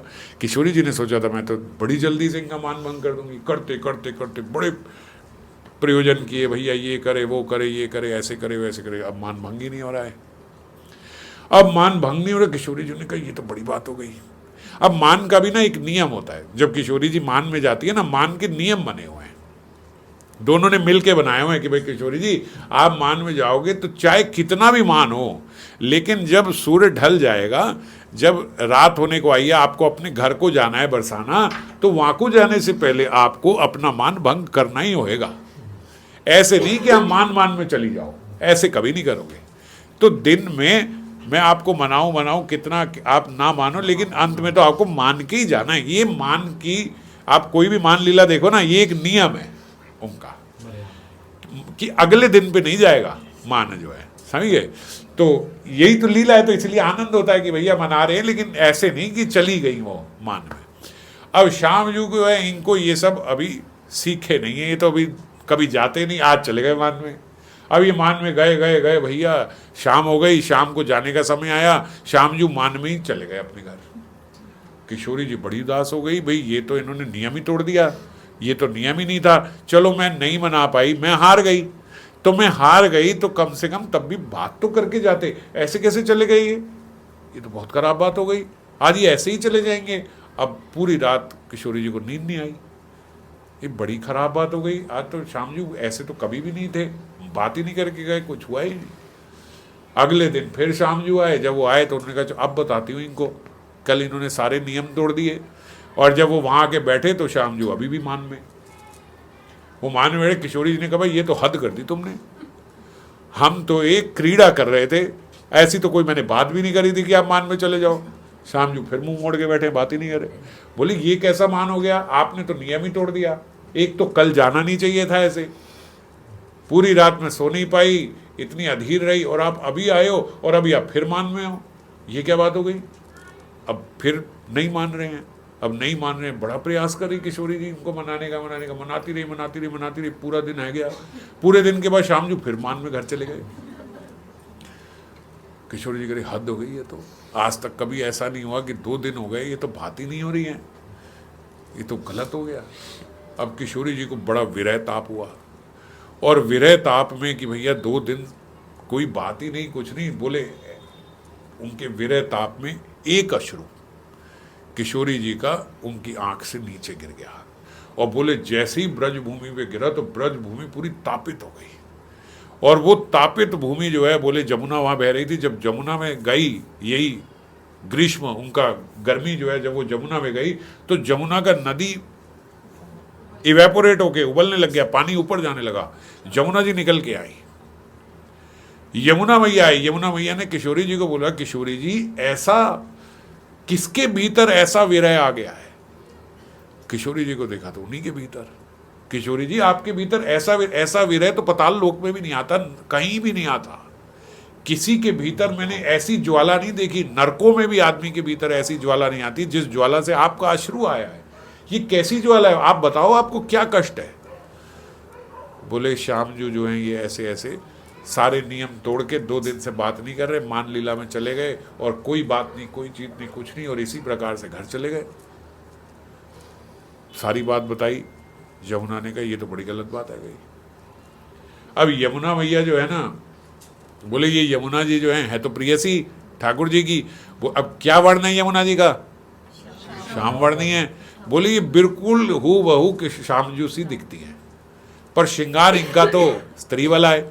अगर ये बोले श्रृंगार अपना पुरुष वाला कर लें, अगर अपने ऐसे ही घुंघराले बाल खोल के मुकुट लगा ले, सब कर ले, तो एकदम श्यामजू है। इनमें और श्यामजू में कोई भेद नहीं है। यमुना भैया ने कहा किशोरी जी आप चिंता ना करो और अश्रु ना बहाना उनके लिए, आप ये विरह अपना खत्म करो, अब आप मेरे पे छोड़ दो, अब देखो मैं इन्हें कैसे ठीक करती हूँ। किशोरी जी थोड़ा संभाला, उन्हें ठीक किया। अब अगले दिन सुबह जो यमुना जी हैं वो एकदम शाम जूसा श्रृंगार करके, वैसे ही पीत वस्त्र धोती पहन के, अपने बाल घुंघराले खोल के, मुकुट वगैरह लगा के, हार पहन के, बांसुरी हाथ में पकड़ के आ गई मुस्कुराती हुई। किशोरी जी ने देखा, बोला मान गए आज आप हैं श्यामजू, आ गए आप? बोले किशोरी जी मैं यमुना हूं, मैं श्यामजू नहीं हूं। बोले तुम तो एकदम वैसी दिख रही हो। बोले दिखती वैसी हूं मैं, पर हूं नहीं। और बस यही देख रही थी कि आप भी भेद कर पाती हो कि नहीं कर पाती। अब आप नहीं कर पाई ना, अब आप आराम से बैठो और अब देखो मैं इन्हें क्या मजा सिखाती हूँ। बस यूं समझ लो कि जब मैं पुकारूं ना तो मेरी तरफ ही आना। बोले हाँ हाँ ठीक है, आप चिंता ना करो। अब वो अपना बंसी घुमाते हुए पहुंचे, वहाँ श्यामजू मान में बैठे हुए। फिर से तीसरे दिन फिर मान में आके बैठ गए। किशोरी जी आई नहीं और यमुना जी दूसरे श्यामजू बन के घूम रहे हैं। और जब उनकी आंखें आए, श्यामजू ये कौन आ गई, ये कौन आ गया, ये कौन आ गया? ये वो बोल रही ये तो बिल्कुल मेरे जैसा दिख रहा है, भैलूपिया। ये क्या घूम रहे हैं यहाँ पे? श्यामजू वहां पे गए, भाई कौन है तू? ये बोले हाथ मत लगाओ, गंदे हो जाएंगे, हटो। बोले गंदे हो जाएंगे? कौन हो तुम? बोले हम श्याम हैं, कृष्ण है, कन्हैया है। बोलो तुम कौन हो? बोले कृष्ण मैं हूं। अरे नंद नंदन मैं हूं भैया, नंद जी का लड़का, यशोदा मेरी मैया है, मैं हूं। बोले हट, बेलूपिया है तू, यशोदा मेरी मैया है, नंद मेरे पापा है, तेरे थोड़ी है, चल हट। बोले कैसे पता लगेगा तेरे हैं? बोले मेरा ही है सब कुछ, तेरा क्या है? बड़ी हैरानी है। बोले भाई मैं हूं, तू कैसे? तू तो बेलूपिया है। वो असली कृष्ण जो है वो घबरा गए, भैया ये क्या हो रहा है, ये एकदम हूबहू मेरे जैसा ही है ये तो। और ऐसे बोल रहे, बोले अभी मैं जा रहा हूँ, सारे ब्रज में हल्ला कर दूंगा, भैया बलूपी आ गया, इसको भगाओ यहाँ से। श्याम जी कह रहे तो खराब बात हो गई, ये तो हमें निकाल देगा यहाँ से, हल्ला बचा रहे। उन्होंने कहा देख ऐसा है, मेरे पास ना सोने की बंसी है, ये किसी के पास नहीं है ब्रज में, ये बाबा ने मेरे को दी है सोने की बंसी। वो यमुना मैया ने नहीं, ये सोने की बंसी मेरे पास भी है, चल बलूपिया तू। उन्होंने कहा अच्छा मेरे ये जो कंगन हैं ये कंगन ये कहीं नहीं है, किसी के पास नहीं है ये वाले कंगन, ये मेरी मैया ने दिए मुझे। उन्होंने भी निकाल दिए, ले ये कंगन मेरे पास भी है। बोले कहाँ? चल तू बलूपिया है। अब सारी बात हो गई, धोती ये वो श्रृंगार सब वैसा ही, वर्ण वैसा ही। इसने कहा भाई कैसे पता लगेगा? यमुना ने बोला चलो ऐसा करते हैं भैया, अभी पता लग जाएगा कौन बलूपिया है कौन असली है। वेणुनाद करते हैं और वेणुनाद पे किशोरी जी जाके गले आके आलिंगन कर ले, वो असली है और दूसरा नकली है। श्यामजू ने सोची भैया मैं तो मान में था 2 दिन से, किशोरी जी मेरे पास तो आने से रही, इसी के पास जाएगी। और यमुना ने इतने में वेणुनाद करना प्रारंभ किया। जैसे ही वेणुनाद प्रारंभ कर लिया, किशोरी जी पेड़ के पीछे से निकल के आई। श्यामजू तुरंत पहुंच गए, अरे मत जाइए उसके पास, आज के बाद कभी मान नहीं करूंगा, कसम खा रहा हूं कभी मान नहीं करूंगा, कभी मान में नहीं जाऊंगा, कुछ नहीं करूंगा, पर मैं हूं श्याम, ये कोई बहलूपिया है, ये तुम्हारे को तंग कर रही है, ये ऐसे कर रहा है वैसे कर रहा है। बोले हटो, बहलूपिया कहीं के पता नहीं कहां से आ गए, मैं तो निके बाज आ गए। वो उनको जाके आलिंगन कर ली किशोरी जी ने। श्यामजू ने कहा अब कौन मानेगा, अरे किशोरी जी तक वहां पे चली गई, अब कौन मानेगा मेरे को। और ये देख के अब श्यामजू को विरह हो गया और उनके अश्रु बहने लगे। जो ही अश्रु आए किशोरी जी ने कहा कष्ट है रहा श्याम जी को। यमुना जी आप बस कर दो। यमुना जी ने कहा चल चल हम ही बहरूपी है, चल तू ही असली है, तू ही असली। और अपना रूप जो है वो यमुना वाला दिखाया और किशोरी जी को वहां के पास भेज दिया। श्याम जी ने कहा ये तुमने सही बात करी किशोरी जी, मैं पहले तुम उस टाइम कह रहा था कि मेरे को मत बोलो मत बोलो, मैं एक भाव में चला जाता हूँ, पलट नहीं पाता हूँ मैं इसीलिए आपके प्रेम भाव में ही रहना चाहूँ, मेरे को कोई मान वान नहीं करना। अब क्या होगा, बोले अब के बाद मैं कभी मान में नहीं जाऊंगा किशोरी जी, आज के बाद मैं गलती करूं तो भी मेरी तरफ से तुम ही मान कर लो, तुम गलती करो तो भी तुम ही मान कर लो। आज के बाद ये बात पक्की है गई, ब्रज में मान किशोरी जी ही करेगी, शाम हम कभी मान नहीं करेंगे बस। हाँ बोले बस अब तुम असली है बलूपिया। अब ये लीला उनके चिंतन में चल रही थी वैष्णव के। जब अंत में श्याम जी ने बोला कि भाई मैं कभी नहीं करूंगा, अब तो तुम भी गलती करोगी तो भी तुम ही मान करोगी, मैं तुम्हें आके बता दिया करूंगा किशोरी जी ये बात मुझे तुम्हारी पसंद नहीं आई, तुम मान में चली जाओ। बोले जब ये बात उन्होंने बोली वो हंस पड़े। अब जब वो हंसे तो सामने से एक विकलांग जो थे वो महात्मा जा रहे थे और महात्मा को लगा ये मेरे पे हंस रहे हैं, और उन पे तो हंस नहीं रहे थे। वहां दिना से उनकी जो स्मरण शक्ति है वो खत्म हो गई। अब लीला ही ना है उनके हृदय में, कोई लीला नहीं है, सब गायब हो गया। अब वो कहे क्या बात हो गई क्या बात हो गई क्या बात हो। अपने गुरु के पास गए, उन्होंने बताया ओहो ऐसे ऐसे ऐसे आपसे एक अपराध हो गया। क्या अपराध हो गया, बोले जब आप हंसे तो सामने से वो वैष्णव जा रहे थे जो थोड़े लंगड़ा के चल रहे थे, आप अपनी लीला में हंसे, उनको लगा उन पे हंस दिए, तो ये आपसे वैष्णव अपराध बन गया। अब ये वैष्णव अपराध जो उन्होंने नहीं किया, जो उनसे बन गया, अब इतनी सुंदर लीला देख के वो तो लीला में हंस रहे हैं, उनको लगा कि महात्मा ये मेरे पे हंस रहे हैं, मेरे को ऐसी मेरी चाल देख के हंस रहा है, तो ये वैष्णव ने बुरा मान लिया। अब वो जो बुरा मान लिया वो अपराध बन गया। अब बोले क्या इलाज है, बोले 100 वैष्णव कम से कम इकट्ठे करो, उनका भोजन करो और वहां 100 जना के सामने उनसे माफी मांगो, ये इसका इलाज है। वैष्णव अपराध हो जाए ना तो महात्मा जन कहते कि वैष्णव अपराध का इलाज ये नहीं है कि जाओ, हम लोग क्या बोलते हैं कि उसी वैष्णव से जाके माफी मांगनी होगी।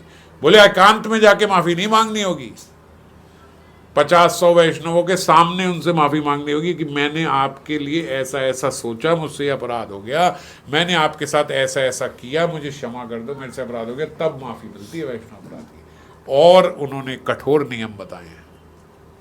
पहले तो यही कठोरता थी, हम गए भाई उसी वैष्णव से जाके माफी मांगो, ऐसे नहीं कि आपको हो गया अच्छा चलो मुझसे गलती हो गई, नाम ले लूं, ये कर लूं, माफ हो जाएगा ना। जिस वैष्णव के प्रति अपराध हुआ है उसी वैष्णव से जाके क्षमा मांगो, और उस वैष्णव से भी एकांत में नहीं, सबके सामने उससे माफी मांगो कि मैंने आपके प्रति ये अपराध किया है। तो कहने का तात्पर्य कि भगवान जिनके बारे में सुनने से कान बंद कर लेते हैं कि इनका तो मुझे सुनना भी नहीं है कि मैं इनसे मिलूं, वो जब एक वैष्णव को फेवर कर देते हैं, उनकी वैष्णवों से जब प्रीति हो जाती है तो उन्हीं के लिए भगवान अगले क्षण खुल जाते हैं कि ठीक है फिर अब इनसे मिलूंगा। और वो व्यक्ति जिनसे गलती से भी, जान के नहीं किया, गलती से भी कोई वैष्णव अपराध हो जाए, उससे भगवान दूर हो जाते हैं कि भैया इससे वैष्णव। तो सबसे खतरनाक इस जीवन में अगर कुछ है तो वो है वैष्णव अपराध, और सबसे सरल भगवान को पाना अगर कुछ है तो वो है वैष्णव प्रीति, वैष्णव सेवा। अगर वैष्णवों से प्रीति हो गई, वैष्णवों की प्रीति पूर्वक सेवा कर ली, तो फिर जो है आप भगवान के बड़ी जल्दी प्रिय बन जाओगे, बड़ी जल्दी, मतलब ऐसा प्रिय कि जिनको भगवान ने त्याग दिया है, इसके बारे में तो सुनना भी नहीं है, उसको भी भगवान आलिंगन कर ले, इतना प्रिय बन जाओगे। समझ गए? ये दो तरफी बात है, सबसे खराब भी यही कर सकती है, और प्रीति कर लो तो सबसे जल्दी भगवान को यही मिला भी सकती है। तो इसीलिए वैष्णवों के साथ संभाषण भी नहीं करना चाहिए, दास की तरह रहना चाहिए। मित्रता सा व्यवहार भी बोले वैष्णवों से ना करो, उनके दास बन के रहो। संभाषण मतलब एक जैसी गाली गलौच आपस में तो कर ही लेते हैं, वो भी कर लेता है, हम भी कर लेते हैं, वो भी बोल लेता है मुझे कुछ भी, मैं भी उसे कुछ भी बोल लेता हूँ। ऐसा बोले संभाषण भी ना करो।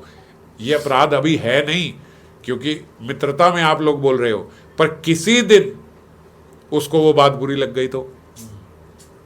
दो मित्र आपस में एक दूसरे से उल्टा सीधा बोलते रहते, बात करते रहते, चिढ़ाते रहते, चिढ़ जाता है वो, उसको चिढ़ाता है वो चिढ़ जाता है, मान लेते हैं, अपराध नहीं होता।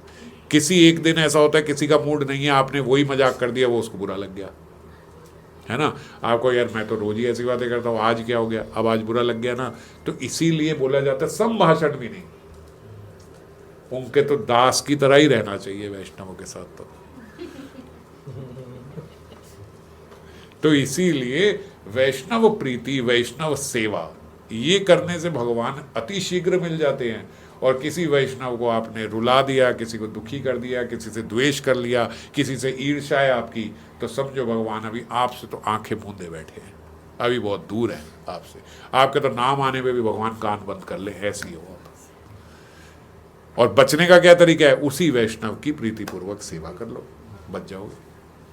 भगवान उसी समय फिर अपना भी लेंगे, है ना।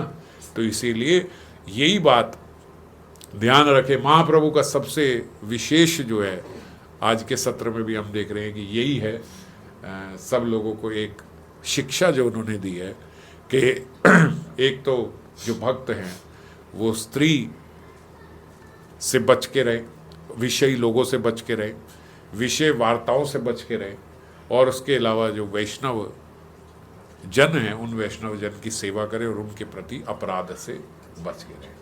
तो आगे फिर जो अब सब आएंगे महाप्रभु से मिलेंगे अगली बार और चर्चा करेंगे। जय श्री राम।